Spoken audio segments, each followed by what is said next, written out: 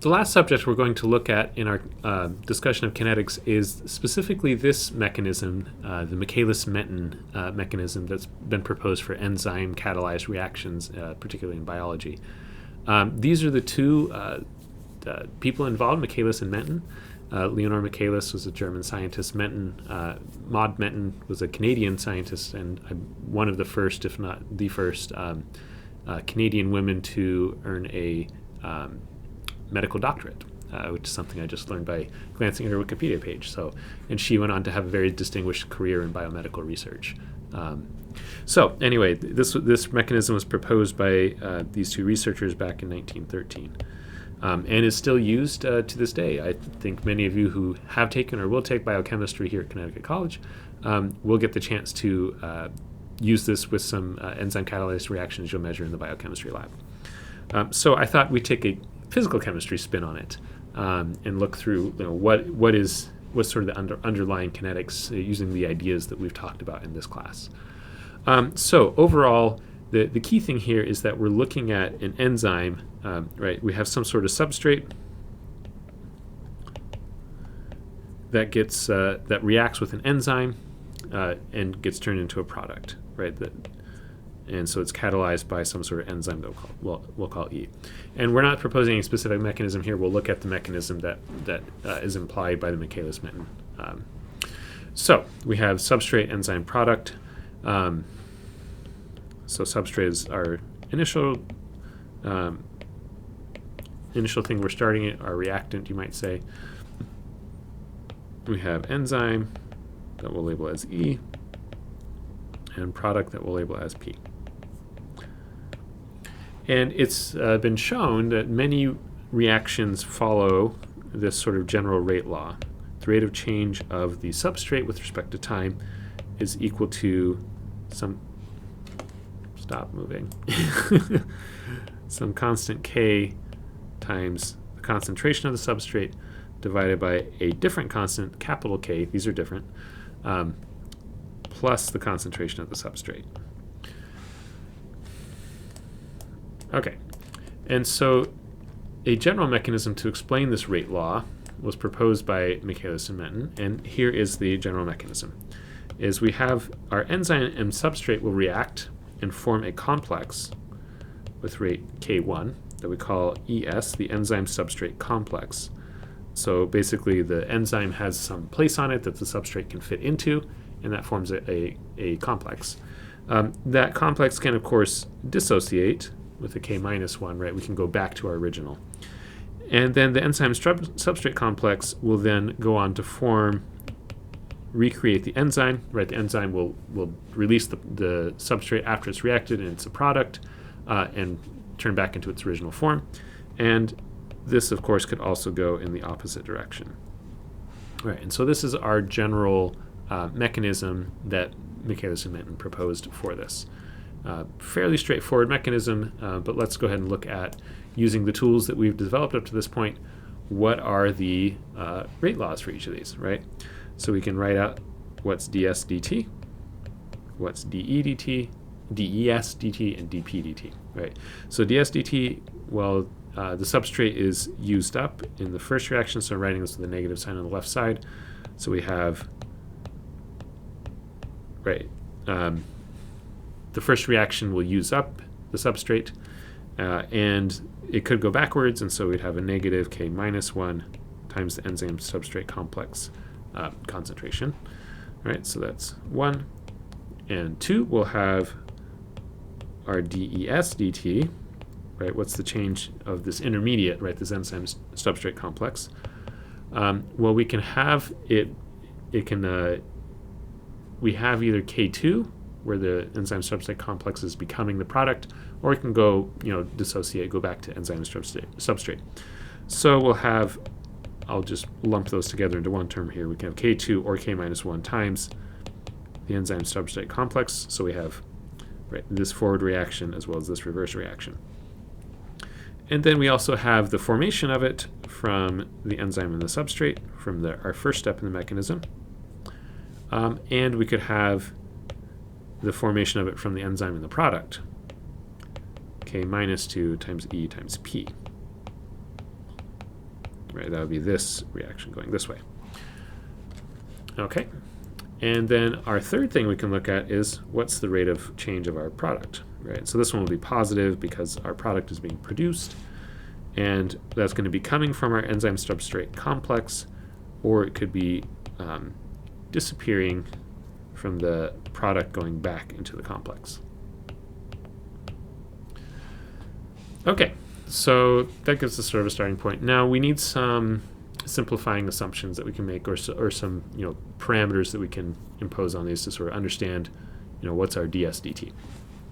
The first one is we know that enzyme isn't used up in this reaction. So we can say that whatever amount of enzyme we start with, and here's the assumption here, enzyme isn't used up. Whatever enzyme we start with is going to be equal to our unbound enzyme plus our bound enzyme to the substrate, right? Or we can say that we can rearrange this to solve this in terms of the concentration of enzyme that's not bound, and that's equal to E naught minus ES. Right, we can substitute that into our second equation for the enzyme substrate complex to simplify this a little bit. DES, maybe simplify isn't the right word, but to get things in terms of just the enzyme substrate complex, get rid of this E term. So we'll still have our K2 plus K minus 1 times ES minus K1, and we'll plug this in for E naught minus ES times S minus K minus 2, and again, make this substitution, times P. Okay, so let's go ahead and multiply everything out and get maybe not simpler, but we just multiply everything out here. So we'll have this is equal to ES times K2 plus K minus 1 plus K1S plus K minus 2P. So we get all the terms that have ES, and then we can factor all those out. Minus K1 times E naught times S minus K minus 2 times E naught times P. Okay, so now we've got to make some assumptions. And the key assumption here is that the first equilibrium is achieved rapidly and that the enzyme substrate complex will reach a steady state. So we're assuming that K1 is our fast step, right? That we rapidly get to this equilibrium. So this is one of the key assumptions here. First equilibrium is achieved rapidly. Basically, it's much faster for the enzyme and substrate to complex together than it is for the actual reaction to occur and then to dissociate. And so is achieved rapidly, concentration of ES is steady state.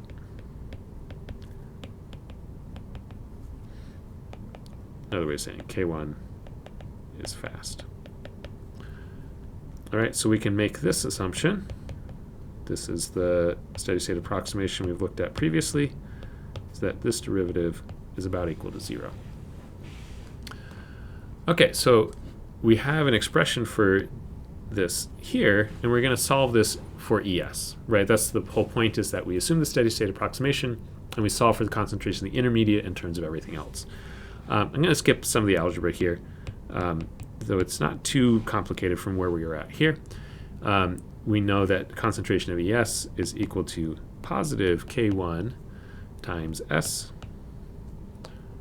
plus K minus 2 times P divided by all this stuff here. K2 plus K minus 1 plus K1S plus K minus 2 times P, all of that times E naught, right, which comes from these terms here.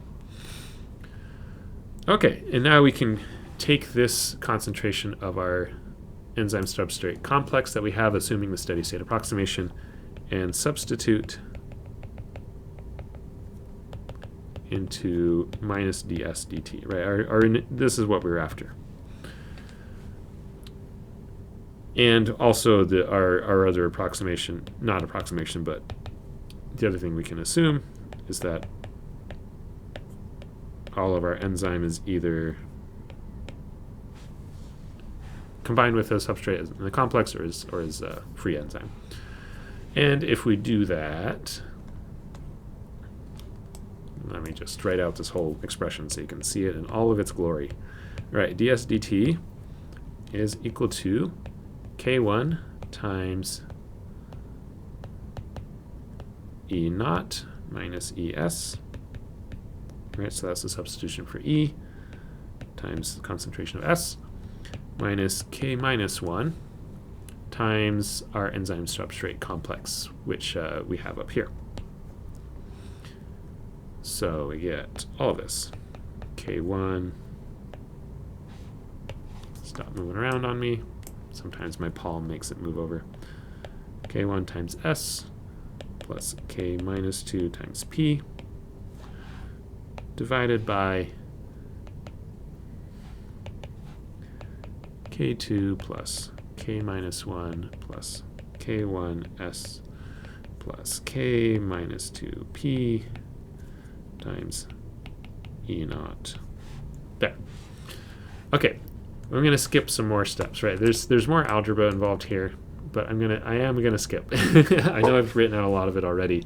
This video is getting pretty long. We're skipping a lot of algebra, but we can simplify all this ds dt down to this. K1, K2, S minus K minus 1, K minus 2, P divided by K1, S plus K2 P plus K minus 1 plus K2. Okay, so that is the final result we get to. That we can make this we can get to this. We can't get rid of this times E naught. All right, so if we measure the initial rate. Actually, I'm going to pause the video here. We'll have a second video on this. I'm already at 12, almost 13 minutes. In the next video, we'll look at consequences, right? How can we use this, this expression that we get? Again, where all this came from is the steady state approximation, right? Same approximation we've applied to other reactions. We're just applying it to this specific mechanism. In the next video, we'll look at consequences and assumptions we can make to simplify this expression to get to the more familiar Michaelis-Menten equation you've probably seen before.